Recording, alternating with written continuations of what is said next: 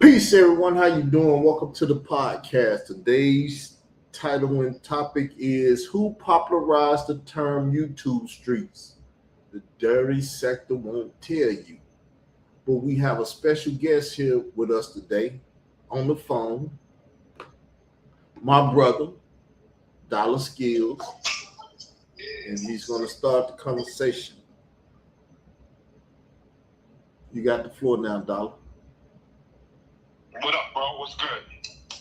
You got the flow. Who popularized the term YouTube Streets? Give us your point of view. Well, from what I saw, you got a comment from me as far back as 2018 We finna find that now. on the wall of this platform speaking about YouTube streets. Now, I saw the video you did a little earlier, and that's what kind of prompted this. I put a comment on the wall. I think it's your first video, not the one right before this, but the one before that, where I know that based on my comment around 2018, from my recollection, you're the first person I ever heard put the term YouTube and streets together as far back as around 2017. And I let it be known that based on my comment in 2018, it shows that the term wasn't made right when I made the comment. We were already using the term. At the time, I was your chat mod. You had other moderators, people like Nerd Live, and all of us were pretty much helping with the platform. So the first time I heard you say YouTube Streets was around 2017. And it was around the time that the back and forth with you and Hassan started. Now, another thing that I think people don't understand about the dirty sector is I would even credit you to not starting the dirty sector, but kicking off what started the dirty sector as it relates to Kev Gills. So, like a lot of people who might be new to YouTube, they don't realize the history. And I got to see you on I Smoke. I saw most of it, not all of it. But I saw them like different content creators giving their perspective of the dirty sector. And I just want to break it down that the whole dirty sector was really created off the back, in my opinion, because I was around as far back as 2015. So you're talking 11 years ago was when I started rocking with the Israel Doctrine platform. And somewhere around 2017, when you had Hassan Campbell do an interview with you, and then the fallout happened between you, him, Kev Gills, and the YouTuber Conscious Speculation. That was when the term dirty got put on a YouTuber before the sector was created. The first YouTuber ever called dirty was Kev Gills. And the background on why Kev started getting called dirty, and I'll say he was being called dirty by Hassan Campbell. But I'm going to say you prompted that because another thing that I feel like you were the first person that I ever heard say on YouTube is the term narrative, right? So I got to give this background so it all lines up to how the dirty sector was created from my point of view. And basically, the word narrative, the first time I ever heard somebody speak about narrative-based companies was Israel Doctrine. And I'll tell you something that we spoke about in the private after 2015, somewhere around 2016, Israel Doctrine sent me a breakdown of a company out of Georgia. I don't remember the company, but it involved narratives. And we had private discussions where he totally explained to me that he understood that everything that was going on online was based on narratives.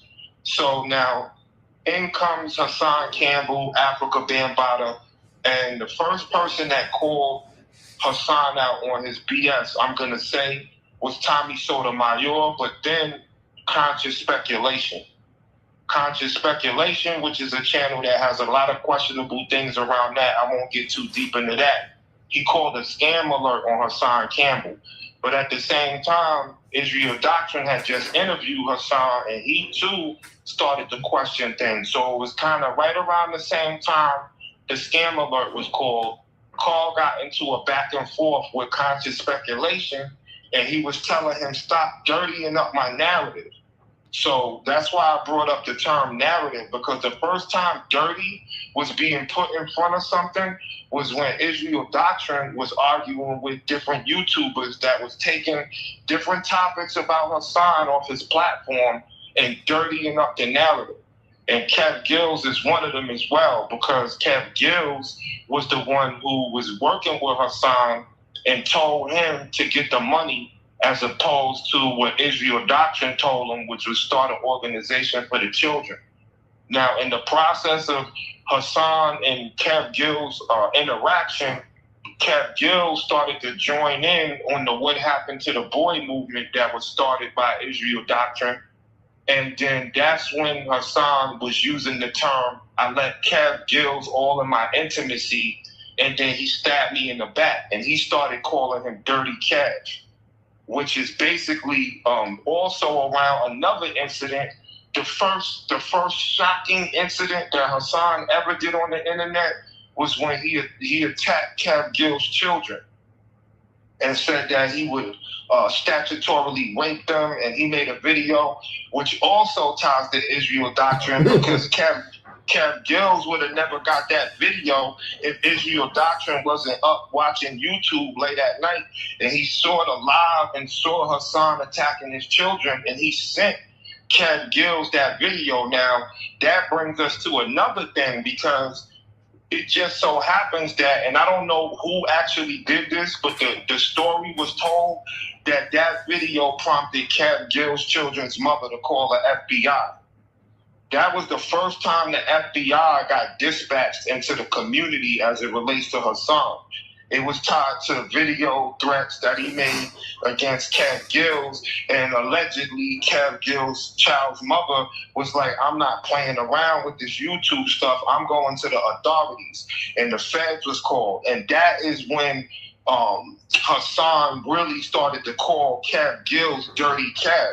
But I'm going to say he still piggybacked that for Israel Doctrine, because Israel Doctrine was also getting at Kev Gills for coming into certain narratives and dirtying them up. And he would constantly say, y'all stop dirtying up my narratives.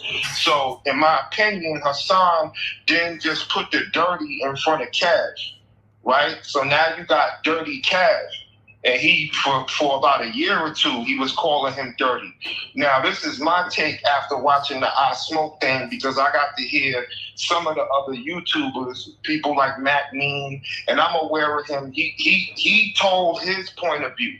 And I do know that when Hassan did another shocking incident where he was allegedly caught on a corner store bodega camera pulling out a gun on some teenagers he was having an altercation with, Matt Mean's platform was used to push that video. So he's not technically wrong when he says that that's the first time that he heard Dirty Sector from Hassan calling him Dirty Sector, but he wasn't around in the days of the Dirty Cab and all of the things that led into what created the Dirty Sector. Now, I'm going to just give my last spin on the Dirty Sector.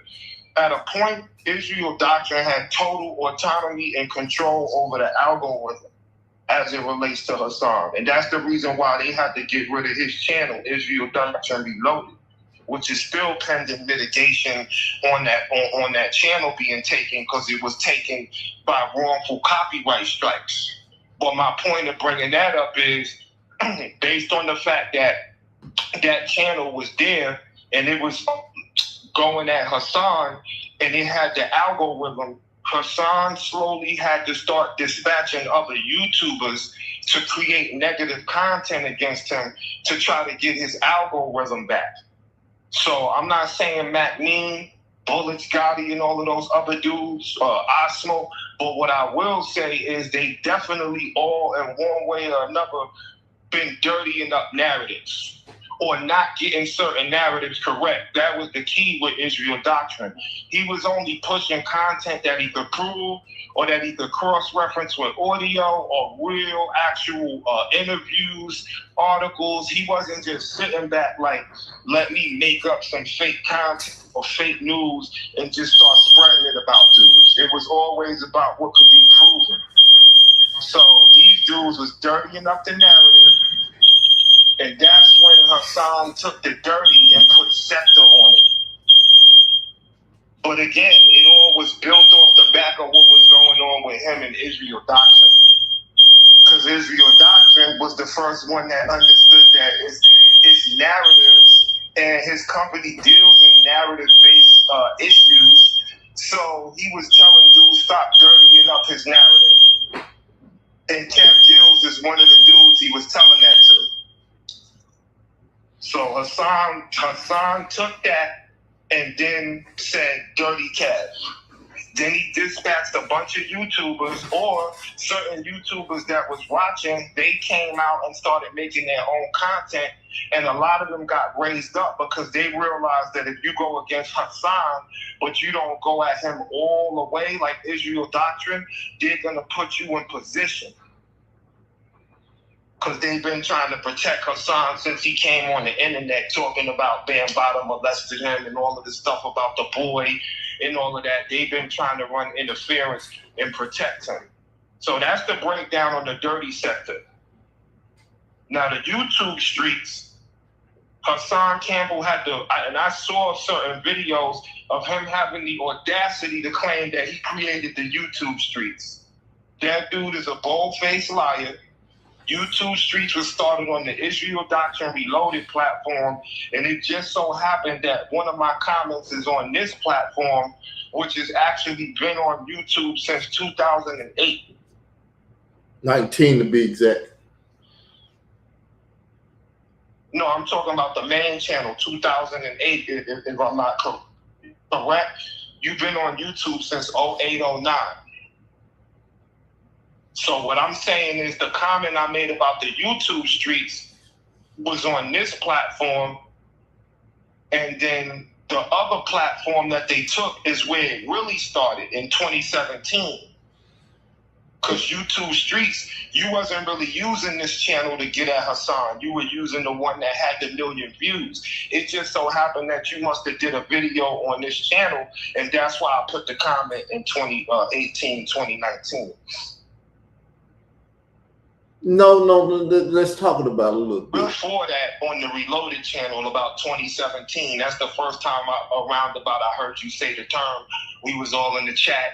So when I put the comment on the wall on this channel, you could see by just looking at the comment, it's not like it started when I put it on the wall. It was already in play.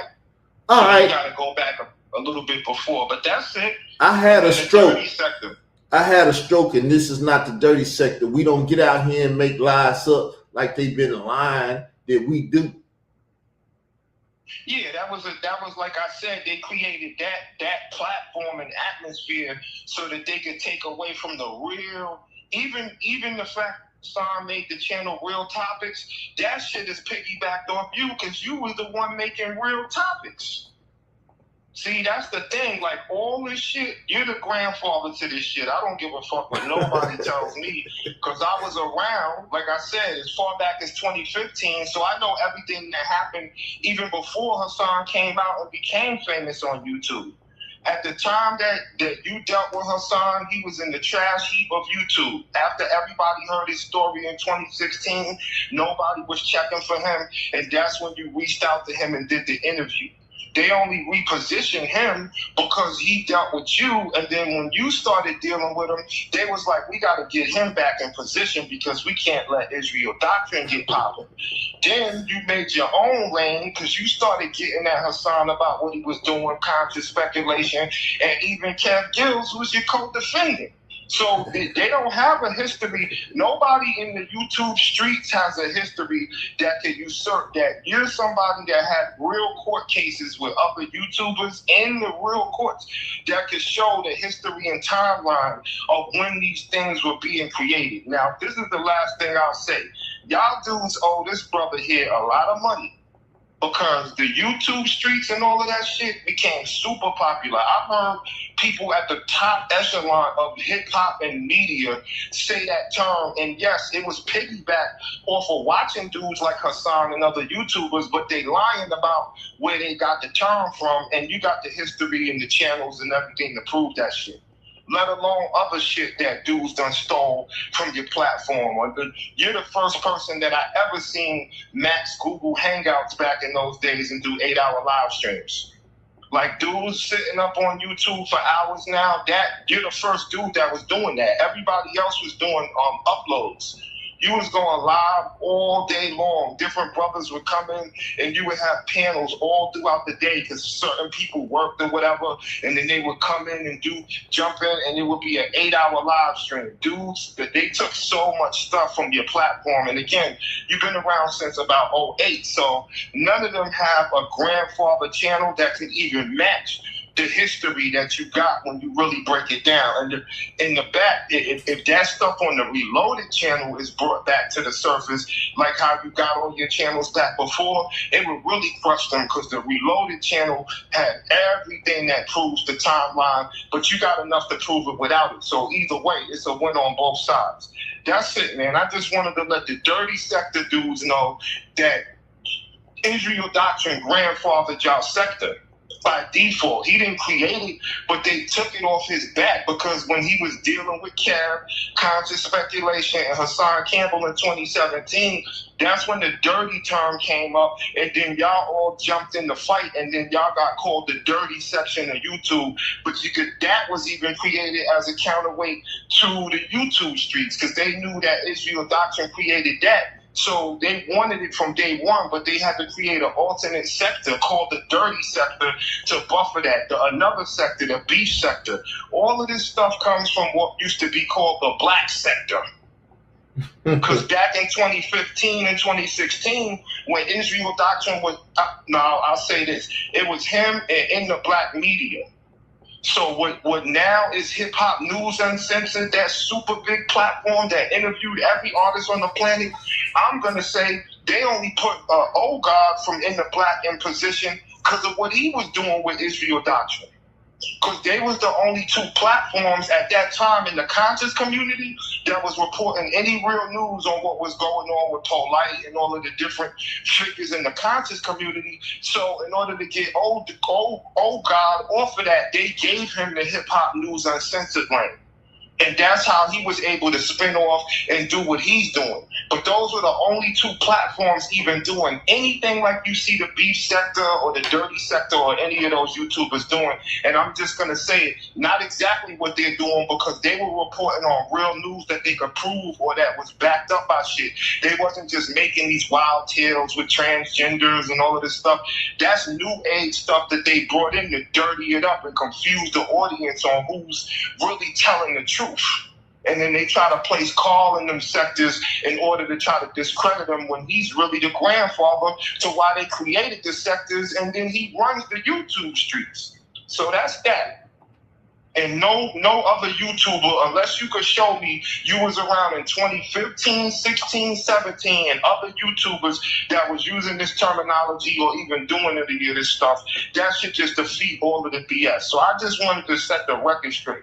The YouTube street started in 2017. The dirty sector started later on the back of Dirty Cab. So if Cab is Jesus, then Israel Doctrine is the grandfather.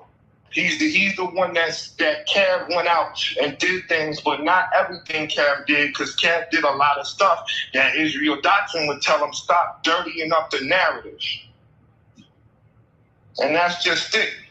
So, have you heard some of my latest stuff where I put my legal spin on it? Because everybody think I want to fight and stuff. I don't want to fight. I'm tired of fighting. But I will fight because I'm a fighter. But I put a legal spin out there to let Troy know, let Layla know, let Marcy and everybody else know that I know. Can you speak on that, or you want to speak on that? You heard it? Yeah, I mean, the thing that I'll say to that is, look, man, certain issues get settled in courts and certain issues get settled out of court. They would be wise to try to settle with you out of court, because to me, based on at least what I know, the evidence you got, it's gonna, if this hits a court of law, it's gonna destroy certain organizations by default of what went on this internet. So the smarter thing to do, I don't know what the hate is the brother, y'all owe this brother a bag, and it ain't no extortion. It's just all legal work. In law, if you do something wrong, you have a right to settle things with the accused in the private. Y'all better figure out a way to get through to this brother and speak to him, because based on what I know, it's going to be a problem. Because I've been saying that since I've been around this stuff. Y'all did a lot, and Bam passing away is making it worse. Like, it doesn't go away. It's too much people that was involved. They should have never reached out past the internet. Every time I speak about it, I say that the minute that they try to get you and locked up and all of that, they made this a part of your life. And by default, the stuff that YouTube has done with your platforms and everything, you do so much money. The shadow banning and all of that stuff, the loss of your channels, the algorithmic, it's called algorithm discrimination. The algorithm discrimination that has been done on your platform to cover up real crimes, the false claims that have been put in with various agencies of the police in various states, the federal government. Like I said, this shit started with Kev Gill's wife allegedly calling the FBI. Then after that, Mac Mean talking about Hassan pulling out guns. So let's just look at this historically. The last thing to my knowledge that happened is Hassan allegedly got shot in the projects, threatening the tenements of Bronx River houses.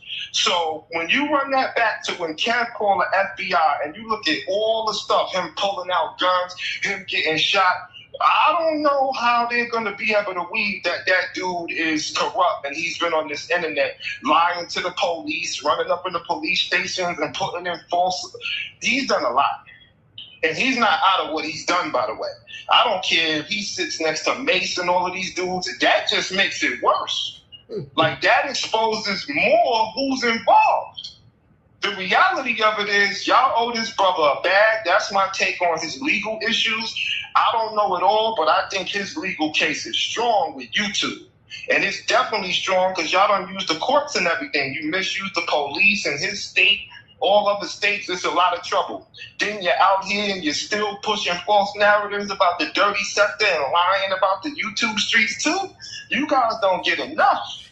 My thing is, the dirty sector was created by Kev Gills, Dirty Kev. That's who's y'all father for real. Now, the YouTube streets is ours. We created that over here, and none of y'all dudes got no history that could trump the YouTube streets because that terminology went all the way to the top of the food chain in the industry. Everybody using the term, but they don't want to pay homage to where it came from. So that's just it. And it's narratives, man. Dirty narratives started the dirty cash. Because Carl knew narratives and he was yelling at conscious speculation. Stop dirtying up my narratives. He was telling Kev, stop dirtying up my narrative. And then Hassan, when Kev turned on him, he was like, dirty Kev.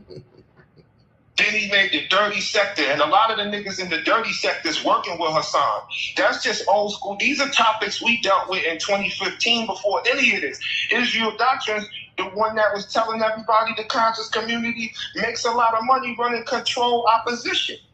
Control opposition is just having the people believe that there's fake beef that's real. So you got a lot of YouTubers making content and then people rally behind them like, oh, you going against Hassan. We don't like Hassan. But they don't realize that these YouTubers is working with Hassan. That's control opposition. All of that control opposition was created to deal with the real opposition. And the real opposition was Israel Doctrine was opposing all of the fuckery that they was getting ready to bring to the community back in 2016 and 17. And when you fast forward 10 years, they've been tearing y'all up ever since. Robbing you, giving you fake news, fake entertainment. Y'all are patronizing these dudes and you're hating on the dudes that was here warning you and bearing the brunt of the real shit in courts and all kind of shit. Y'all are in a lot of trouble. Best bet would be to settle with this brother. Because if you don't settle, it is my humble opinion that you're going to lose it all. You're going to lose it all. Messing around with Hassan. Y'all haven't got him off the internet yet. We told y'all to get him off the internet because he's going to destroy all of y'all by default. And he's still on the internet, and I'm here to tell you it's coming. It's coming. If y'all don't bear heed, if y'all don't bear witness and listen to what I'm telling you now, in 2026, summertime coming in, we'll speak again real soon. And that's it. I ain't gonna make no threats. I'm just telling y'all, it's not a good look. And that's what happened. That's what happened. You told them back then, they didn't listen. That's how you got here. Believe me, I know. Yeah, man. You know, it's like when you're the parent and you're telling your child something and they want to touch the stove.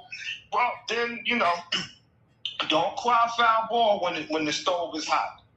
We told you. Like, I've been telling them every chance I get. This stuff y'all did to Brother Carl, from my perspective, is not a good look. And I know him personally enough to say we don't talk about coming up with no fake narratives. He's always trying to keep the integrity of his platform. Though y'all tend to pull him in the mud at times, the brother is sincere and been that way from day one.